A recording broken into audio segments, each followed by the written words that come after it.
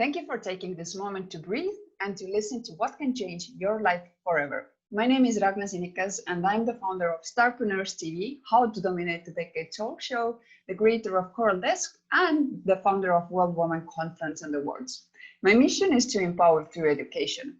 And I want to thank you today and congratulate you because by taking the time, you are investing in your personal growth. Thank you for doing so. It is my distinct honor to bring to you Sarifa Alonto Younes from Australia. She is a serial entrepreneur, best-selling author, and an international speaker. She's an advocate for women empowerment, education, and leadership. So her biography is absolutely amazing, but I don't want to take all the mystique out of it. And let's hear from Sarifa who she really is and why is she doing what she's doing. So welcome, Sarifa. Thank you very much, Ragni Sinikas, for inviting me. It's a privilege to be talking to the audience across the globe. Yes, I am Sarifa Alonto Younes, as Ragni introduced. The obstacle of being an orphan paved the way to where I am now. I am president of the International Academy of Marawi and founder of many educational institutions. And I really believe that it was education that paved to where I am now. Being an orphan at a very young age, I lost my father when I was 3 years old. And then a few years later, my mother lost her battle with cancer. And that was the turning point that I realized at the age of 10 that I have to go. I could not cry over spilled milk. I can't put back my parents back because whatever happened, it's out of my control. It's an obstacle that many people have no control. So the same thing what happened to my parents. But at the age of 10, I realized that I need to thrive and I need to survive. And it was through acceptance. I needed to overcome those obstacles that I was going through. Losing a parent at a very tender young age was the biggest obstacle I had in my life, and realized that through education, I need to raise and face my obstacles and study hard so I could continue my education. And now, as my mother used to say, education will drag you out of misery. And that message from my mother, I always remember from a very tender young age, that it pushes me to where I am now. And gain scholarship throughout my education. That's why as soon as I completed my education, I dedicate my life and advocate for education to empower girls and women across the globe to look at the power of education. Because education is a very powerful tool to conquer anything, to achieve your dreams and your goal. And realizing that it's through acceptance, you maybe wonder, how did I overcome those obstacles from a very young age? I tell you that I realized that I need to go through acceptance. Acceptance means accepting that whatever happened to my parents or whatever obstacles I'm going through, I cannot do anything about it.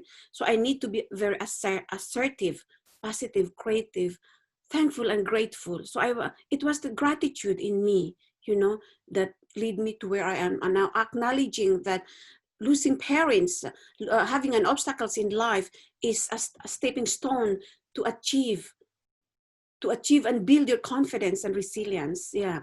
And then deciding to move forward, give direction to my life, as I believe that no one could give direction to any of us except ourselves. But having that will and commitment and determination that we need to give direction to our life. And then before, it was through the decision that leads me to dream. You can't dream if you have not accepted any obstacles in your life and deciding to move forward. Pick yourself up and dream to achieve. It is the dream that gives me the hope and reason to live to where I am now. Beautiful. Yeah. That's a very powerful powerful message about the passion and the purpose and what really gives you the tools to in order to change your life and really have the choice in life that we all deserve. So and what I liked what you just mentioned is also that you didn't allow the circumstances to define you. So you found the way that you said, you know what, no, I'm not going to give up, or I'm not going to play that victim that just will blame the rest of the life. Loss of parents and not being able to succeed because of that. So it's your story is absolutely powerful, and I again I thank you for sharing that with us. Everybody is unique in their own way, and we always talk about the uniqueness whenever I interview people. I want to know what they think or how do they perceive themselves in a sense that if I ask you, how do you distinguish yourself in business and life? It's in a sense that what is that unique thing that brings people to you? I think the unique thing that brings people to me is the trust. I trust people, and I also trust myself that I could serve and give quality, justice to what I do in life. And it's a combination of trust and determination. When I say trust is I respect and understand the strength and skills of other people, regardless if it's a client or an employee. I give them that I believe that there are the right people, and I am the right person also that they need to go through. I have the right business to serve the community. I have the right business to serve the clients, the customers. I have the right place where the women working, they feel safe, confidence, because I help them also to boost up their confidence and to realize their skills, that they have the potential also, that, and they are unique, as you say, that being unique. So I believe that all of us have that skills and talent that most of the women are not realizing that. So that's what make my business a little bit different, is I empower and inspire women and show them the way, guide them to enhance the skills and their talents, so it doesn't become a waste, because at the end of the day, they are also an asset to the organization. It is very important for any organization or businesses to realize and recognize and acknowledge your resources, the human resources, the human power, your employees, your staff members. Yes, you are very correct. What do you see? First of all, I'm very curious to understand the term or your definition. Who is edupreneur, and what are the common challenges that edupreneurs face? Yeah. Edupreneur is having businesses, multiple. I have few businesses in education, because I really believe that it is education that empowers anybody. And I concentrate on that because as a woman, if you look at the statistics, there are more than 617 million young generations who are who don't have that basic literacy and numeracy skills. And women, there are more than 500 million across the globe also, who are not educated enough, who don't have the right, they are illiterate and uneducated, that it is holding them back to achieve their dreams. So for me, having that education is to help the community and young generation realize that the power of education. As me, as an orphan, it was the power of education that brought me to where I am now. So that's why I am advocating also for education like you. Yes, and I have multiple educational institutions that serves the community, providing jobs for them, particularly women, I really, most of my employees, I'm not being like differentiating men and women, but there are a lot of women who are talented there, who are who didn't have that opportunity. So I am giving them, providing that opportunity to lift up their confidence, to help them, you know, and helping the community and serving also the parents. If you look at it, I have my educational institutions from preschool. My childcare is registered from 1 month old until 5 years, until kindergarten. Then I have also kindergarten to grade 12. And then I have also training college for diplomas and advanced diplomas courses. And the reason why I'm good is I am serving, providing quality education and care from a very young age, because I really believe that from a very young age, we need a very solid quality, high quality education. Giving a proper quality education from a very young age, it makes a big difference. Guiding children, giving them the right food to their brain. That's a nutrition for the brain, you know, getting the proper education. I'm serving the community, I'm serving the working mothers, and also giving opportunity for women to work. So Beautiful. I say I'm on education, you know. Yes. So what can you say, what has been your greatest lesson as what you have learned as the president and the founder of the International Academy of Marawi, which is IAM, I believe. Yes, yes. The greatest lesson I have is to find the right people who have the right passion, same vision and mission as you have, and nurturing them, you know, because getting the wrong people to put in a position is, it's a nightmare, you know. Because you have a vision and a mission there, but they're in a different direction. So because they don't have the same passion like you. So that's the greatest challenge. And also communication. I realized that communication is very, very important. Running a school, being a president of an academic institution, it's in the Philippines and I'm in Australia. And how do I do it? People ask me, how do you do it? Because they always say having a business is, being there is different when you are away. For me, I don't see the difference.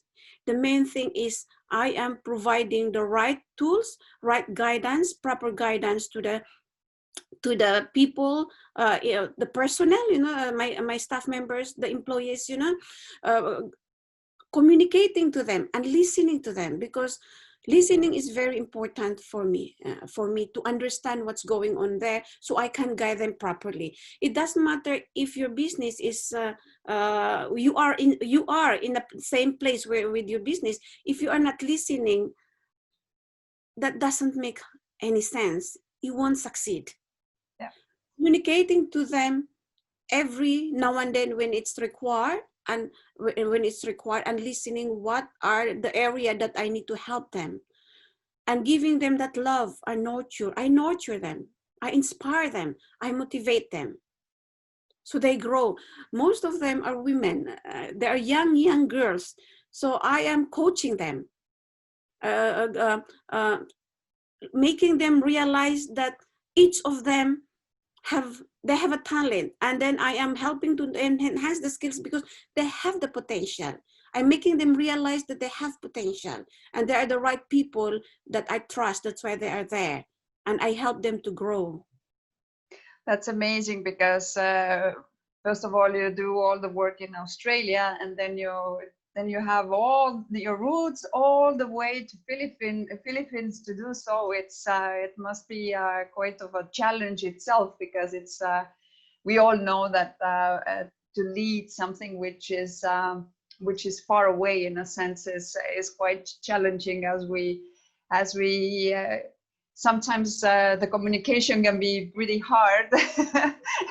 And obviously now more than ever we need to find the new ways how to communicate, how do we really connect with people being in a situations like we are now, Yes. over internet and behind the screens. So there's, I think, from the leading point of view, there's a lot of lessons to learn. But tell us more about your other projects that you are involved, and whether they are educational or whether they are non-profits, or whether, tell us more so we can get to know you better. I'm involved since 2008. I have orphans children, the disadvantaged children, and I think you would understand why I'm supporting orphans and disadvantaged children through education. Since 2008, I realized that there are a lot of disadvantaged children who don't have access for basic needs like food and education. So I have more than almost 300 orphans and disadvantaged children, providing for their basic needs and education. Actually, my husband and I, we are supporting them, and 17 already of my orphans have graduated university. Yes, and also I'm supporting women, empowering women, helping them, giving them the skills that they require, because some of them are illiterate. You know, it's too late for them to go for to seek formal education, but at least they can have informal education, learning skills that can help them to become sustainable. For me, it's very important that when I help any disadvantaged young generations and women, that they are sustainable. It's not like giving them a food today and tomorrow they're asking again. It's something that to equip them to become more sustainable. Like example, education, the young generations provide them quality education where they get that hope, and it's very promising for them that tomorrow they have a better future. And same with women, if we teach them different skills. Like in the Philippines, we have these women, they are putting sequences, and I even ordered some of them to put in my school here, making decorations using sequence. You know, they're doing it by hand. So 3 days ago, I support them, giving them some capital to do some stitching and sewing or embroidering. That makes them confidence that they are independent. Is the main thing, is teaching them how to be independent and sustainable financially and emotionally. Because if they are not utilizing their time properly, the tendency is they will go through anxiety and depression, and that's the last thing we want to have, to see women going through that. For me, the happiness I have is seeing women becoming successful in whatever they do in life. Yes.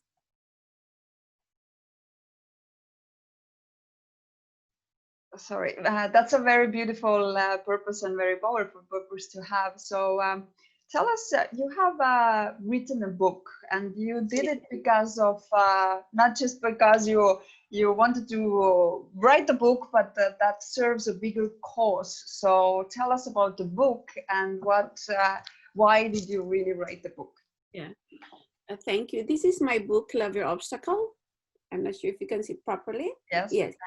So I have written this book for a purpose. And the purpose of this is hoping that it will inspire even one woman that could have ripple effect. I believe that I want to leave a legacy. One day we all gonna go and die, but at least we leave a legacy that other people will, they will help them, to guide them in their life. Because I believe that me as an orphan, if I was able to achieve all the dreams, my dreams are limitless. And for me to dream, the only limit is the self-belief. And I really have that belief that if other women can do it, I can do it too. And everyone can do it. That's how I share in my book, for those women, the disadvantaged women and young generations, to learn the strategy and technique that I have used since a childhood, which is I call it the AD formula, the accept, decide, and dream. And I have them here to guide them. And maybe they will find a meaning and value from this book, you know. And 100% of the profit of the book, I donate them for disadvantaged children and orphans education.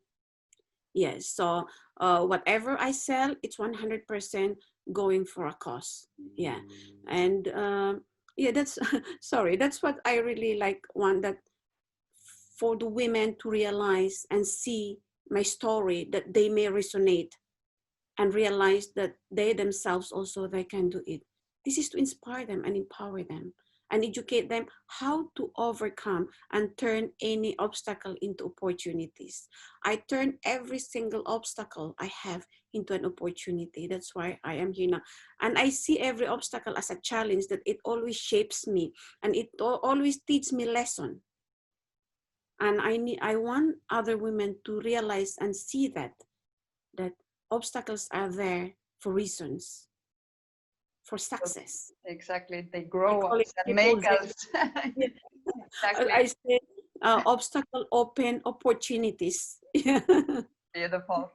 So, what do you see? What the future will bring you as professionally and personally? What do you see? What's going to happen with our world? I think the future as a speaker and also as an entrepreneur is what will happen. What future do we have? Is we are making a difference. That's the future. Is we are paving a way for the young generation and young women to realize their potential and lead. It is the time for us women to realize that we are a great contributor to the society. Um, we are an asset to any organization. We have talent to help the country economically, socially, and financially, politically. We are an asset, and it's time to realize our potential and be ambitious. Be ambitious to lead. All of us are leaders, but we all need to realize that there is leadership in us. So that's what the future will be, is for all women to become leader in whichever area or specialization they have, whichever category they are in. They need to lead. They need to realize. They need to be curious. They need to tell themselves that I can lead. I am a leader. And realizing that leadership in them is very, very important. Many of us are not realizing that leadership in them. We are all, I believe we are all born leader. That's That's why we need that's to very true. inspire other women. Yes. Yes, I agree totally. So we just need to go back to the roots and really awaken the leader inside of us. So Yes. Yes. what would Mm. whoever you're watching, thank you for doing so, and I hope that you are making notes. If no, then go back to this video and take notes. Why, you will know in a second. But and also, if you're watching, please leave your comments, your questions, and recommendations below this video, so we can take a look at them once the video is premiered. Because whatever you think, whatever questions you are, those matter, and we want to be here and serve you the best. So please share those with us. Sarifa, what are your 3 recommendations how to dominate the decade? My recommendation is first is realization. We all need to realize that we are able and capable human being, that there is no limit to what we can achieve.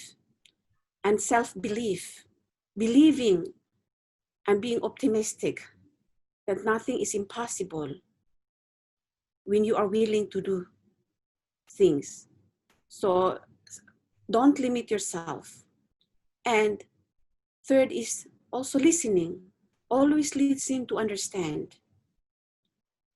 We listen to understand, not to respond, and being curious. Please be curious, because it's curiosity that leads us to exploration and realize what we are missing. And when you are curious, you keep updating yourself. You keep taking new ideas, new knowledge, uh, opinion, and knowledge is very, very important. Education, that's how we go educate ourselves, is through curiosity. And communication is very important in whatever form of whatever job you have or specialization. It is very important to communicate. Key for success is communication. I agree totally. Beautiful, beautiful recommendations, and I think very useful reminders as well. And I think unfortunately, so many of us lose the curiosity because of our cultural background. When we see how many times when we are kids, we are asking why, you know what most of the parents are answering now. Why are you asking so many questions? Why do you want to know? And we kill that curiosity, unfortunately, ourselves and our kids. So next time when your kid is approaching you and actually ask the why, then the best question that if you want to answer with a question, ask them, but what do you think, in your opinion, why is it that, why is this that way? You can't imagine how creative ideas will come out of it. And that can be your area of disruption today, because they see things without filters. They see things without social, let's say, socially pressed or the way that we are used to seeing them, because this is the norm now. No. Yes. So if someone wants to follow you, contact you, how they can do so? Yes, they can on social media, Sarifa Alonto Younes, and also sarifayounes.com. That's where you can see and follow me, where my book is, and other inspirational articles that I publish on a monthly basis. So they're all there. So if you want to follow me no more, go to sarifayounes.com. Beautiful. What would be the message that if whoever is watching us now, what would be the one message that you want them to remember out of this interview? I want them to remember this. Achievement and success can only be meaningful when they make a significant difference and change a soul for the betterment of humanity and society. This is a beautiful, beautiful message. Thank you very much. So when you, who you are watching, were taking those notes, then you selected some of them because those points were talking to you. Maybe those are the points that you have postponed in your life. Maybe this is something new that you just heard. Most important is that you need to also take action on those points, not just writing down. So if you want to become the hero of your own life by changing it, you need to take action. You can become the hero in someone else's life. How? By sharing this video. So we'd never know when there's a person that needs to know or hear about Sarifa's story, because there's more than maybe you can even imagine. People that have lost their parents, people that have been growing up in those circumstances. And maybe today's story is a great reminder also that if you have parents, maybe today is a good day to pick up the phone and say, thank you. Thank you for being who you are. Thank you for growing me as I am. And thank you for just being you. So thank you very much for joining us today. Thank you for investing in your own personal growth.